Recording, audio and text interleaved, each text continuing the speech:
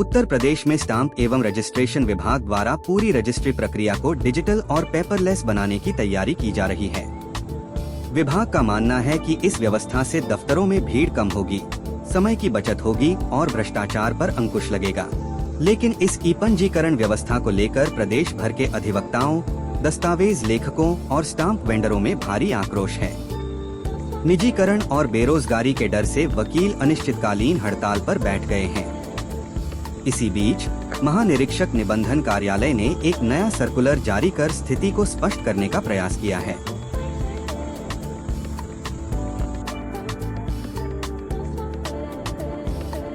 नई व्यवस्था के तहत अब पक्षकारों को कागजी दस्तावेज लेकर दफ्तर जाने की जरूरत नहीं होगी।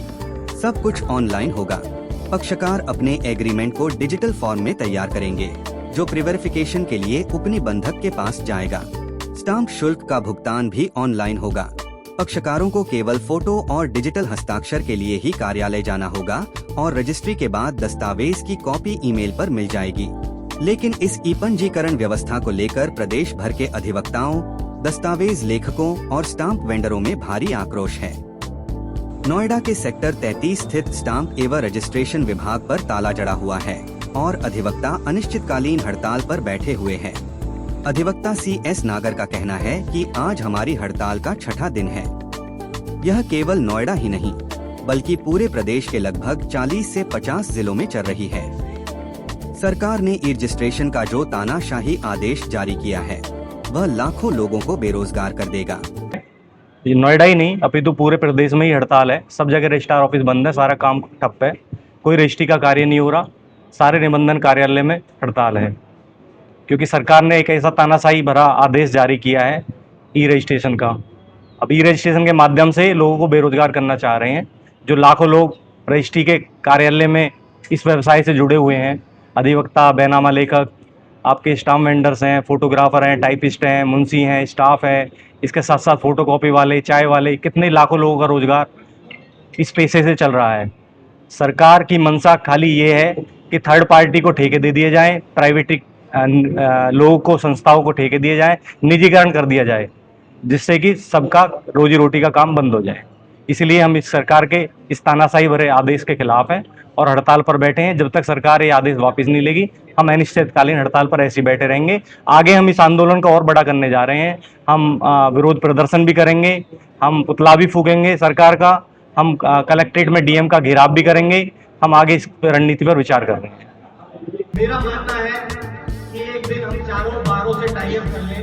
हमारी बार होगी 3 बार और है, दादरी, जेवर, ग्रेटर नोएडा, चारों बार के सारे सदस्यों को बुलाकर। अधिवक्ता श्यामवीर सिंह बैसोया का कहना है कि गौतम बुद्ध नगर की चारों बार एसोसिएशन पूरी तरह बंद है। सरकार ने पहले RTO ऑफिस में ड्राइविंग लाइसेंस का काम प्राइवेट कंपनियों को दे दिया, जिससे जो काम 1000-2000 में होता था, अब उसके लिए 10-10 हजार रुपए वसूले जा रहे हैं। अब इसी तरह रजिस्ट्री विभाग का भी निजीकरण किया जा रहा है। यह हमारी रोजी रोटी का सवाल है। जैसे पहले पुरानी प्रक्रिया चल रही, उसी पे चालू रहे और तब तक हम लोग हड़ताल पर रहेंगे। इसलिए अभी बहुत सीमित मात्रा में प्रदेश में हड़ताल हो रही है, लगभग 40-50 जिलों में है। आने वाले टाइम में पूरे यूपी में फैल जाएगी और हम ये चाहते हैं कि हमारे यहाँ 1 रुपए की भी रसीद न कटे। और पूरा गौतम बुद्ध नगर तो बंद है ही है, हमारी 4 बार हैं यहाँ, सब बंद है। हम भी तब तक इंतजार करेंगे कि कोई अधिकारी हमारे अभी या प्रतिनिधि सरकार का कोई हमारे पास आया नहीं है और वो इसने ये पूछी है कि भाई आप क्यों बैठे हो, क्या समस्या है।